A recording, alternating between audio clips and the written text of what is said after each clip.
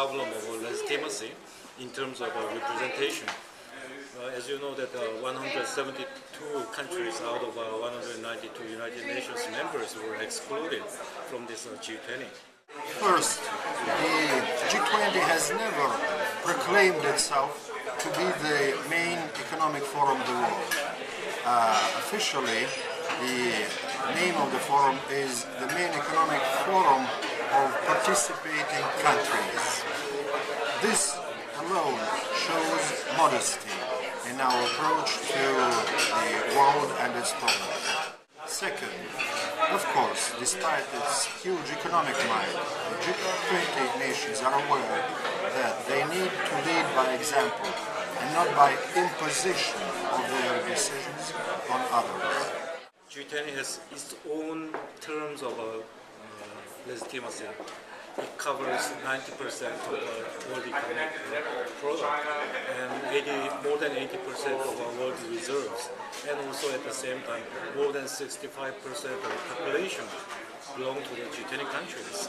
So in other words, systematically important countries in the world economy are belonging to the G20.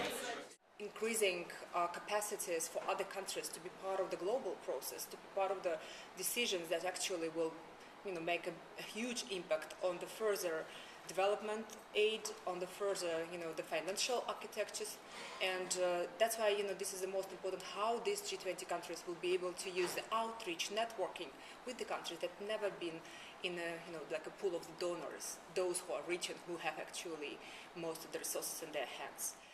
Another thing, G20 is offering to the outside world the so-called common good. What does that mean? The good in the form of financial and economic stability, because only in stable conditions can other countries develop successfully. Being as a civil society, I think this is a fundamental, is how the civil society of the G20 will be involved in the process on all stages, from the planning of the agenda, during the implementing, as well as the key partners during their bridgings between these two, during the bridging time between the events. To raise legitimacy, G20 should work well and should work for all of welfare of all the other countries too.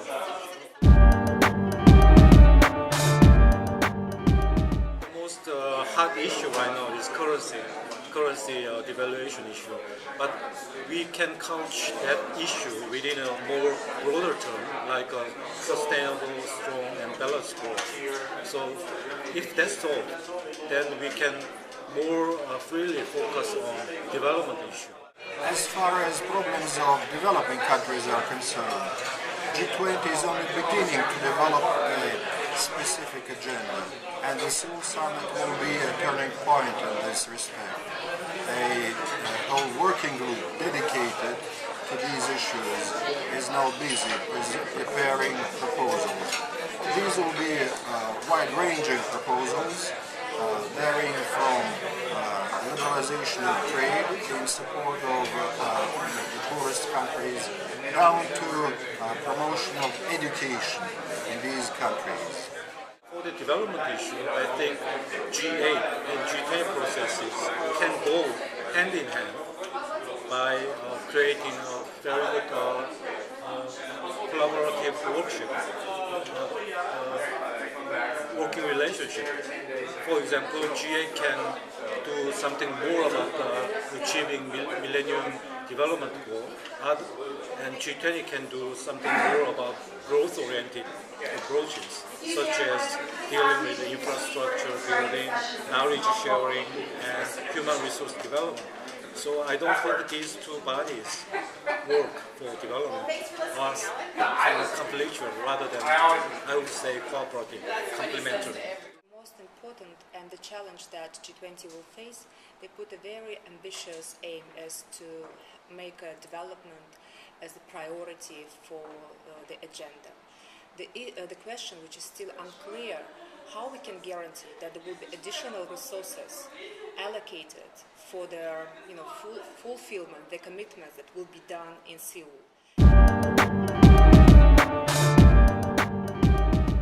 That's one of the most trickiest questions to ask. I think first we should mobilize to the fullest the so-called capacity building concept, which was promoted by the Muskoka Summit of the Group of Eight.